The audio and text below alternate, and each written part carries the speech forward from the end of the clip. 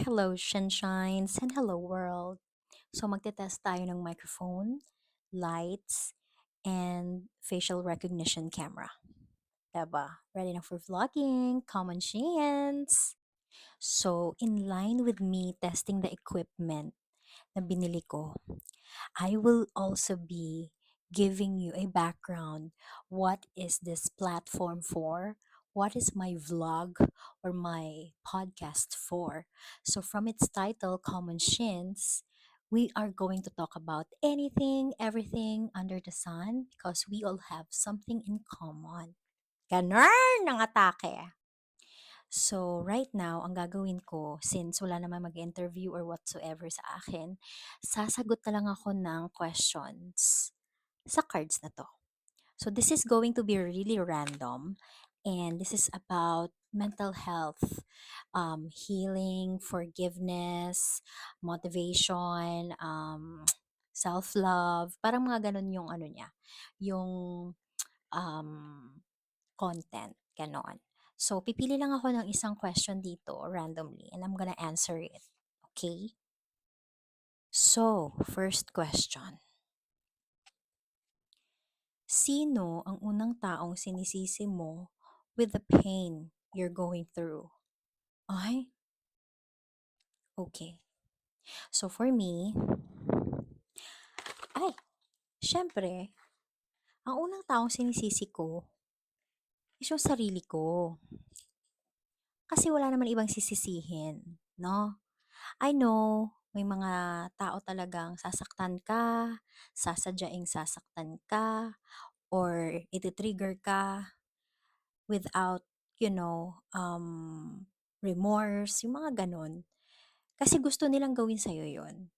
But, sabi nga, you can only control what you can do. So, kumbaga, kung ginalit ka niya, ikaw yung may 100% na control kung magiging angry ka ba sa kanya o hindi, 'di ba? Kasi again, yung galit niya or paggalit niya sa'yo, wala akong control doon. Siya ang may control doon at hindi ko hawak yung utak niya, puso niya at damdamin niya. Ang hawak ko lang ay yung sarili kong reaksyon para sa ginawa niya sa akin. So in short, talagang sisisihin ko muna yung sarili ko kung meron mang ano nga ang tanong ulit? Ay, mali. Kung meron mang akong pain, kasi sabi dito, sino yung unang taong sinisisi mo with the pain that you're going through. So if there's something that I felt, pain, kahit anumang klaseng emotion, I think sarili ko talaga yung sisisihin ko kasi ako yung nag-react eh. Ako yung gumawa ng sarili kong reaksyon, hindi yung ibang tao. Because again, if someone triggers you or me to be evil or to be a bad person or to do something bad, the control is or the control lies sa akin, hindi doon sa taong nag-trigger. Kasi again, yun yung goal niya at hindi ko siya makokontrol. Hindi ko hawak ang isip, puso at damdamin niya. Ang tanging may control ako is yung sarili ko lang. So, with that being said, I think naman, sa ngayon, wala naman akong pain na nararamdaman, thank God. So, ibig sabihin, wala, wala akong sisihin. Masaya ako kasi that only reflects good decisions of my life.